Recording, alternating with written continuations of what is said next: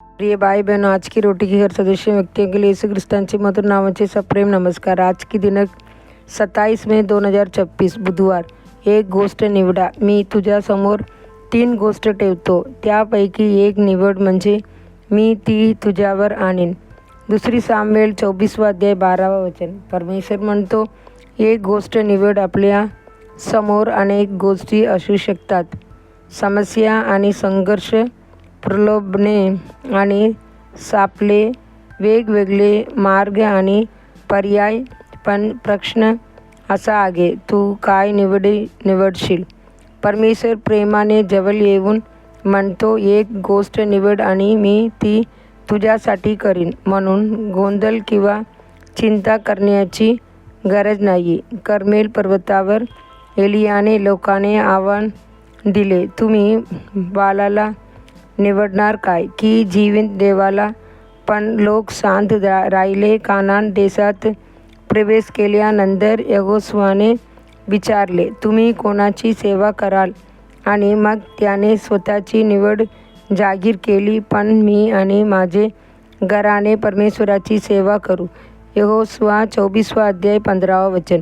दाविदाने एक गोष्ट निवडली, मी परमेश्वराकडे एकच गोष्ट मागितली आहे, तीच मी शोधीन की माझ्या आयुष्यभर मी परमेश्वराच्या घरात राहावे। स्तोत्रसंगीता 27 अध्याय वचन 4। मार्तेने ती एक गोष्ट निवडली नाही, ती चिंता आणि कामामध्ये गुंतली होती, पण मरियाने उत्तम भाग निवडला, जो तिच्यापासून कधीही काढून घेतला जाणार नव्हता।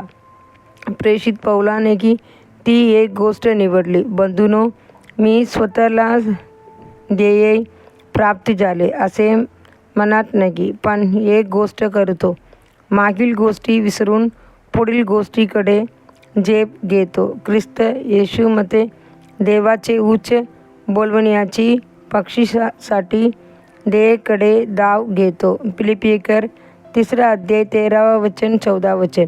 आणि त्याने ख्रिस्त येशूकडे विजयशाली शर्यत पूर्ण केली। एकदा परमेश्वर सलोमोनाला प्रकट झाला आणि म्हणाला, माग, मी तुला काय देऊ? पहिली राजा 3 अध्याय 5 वचन। सलोमोन नम्र झाला आणि प्रार्थना केली, हे देवा, तुझ्या लोकांची न्याय करण्यासाठी तुझ्या सेवकाला समजूतदार हृदय दे। ही नम्रता परमेश्वराला आवडली। राजा अक्षयसेने एकदा राणी एस्तरला विचारले, तुझी विनंती काय आहे? अर्धे राज्यसुद्धा तुला दिले जाईल। एस्तर 5 अध्याय 3 वचन। एस्तरने केलेल्या एका विनंतीमुळे सर्व यहुदियाची सुटका झाली, त्यांचे दुःख आनंदात बदलले। देवाचे लेकरांनो, ती एक गोष्ट निवडा।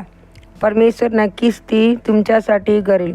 पुढील ध्यानासाठी वचन। शांतीने जा आणि इस्रायलची देव, तू त्यांच्याकडे मागितलेली विनंती पूर्ण करा। पहिली सामुएल 1 अध्याय 17 वचन। आजचे बायबल वाचन सकाळी 2 इतिहास 1 अध्याय 2 अध्याय 3 अध्याय, संध्याकाळी योगान 10 अध्याय 1 ते 23 वचन। धन्यवाद।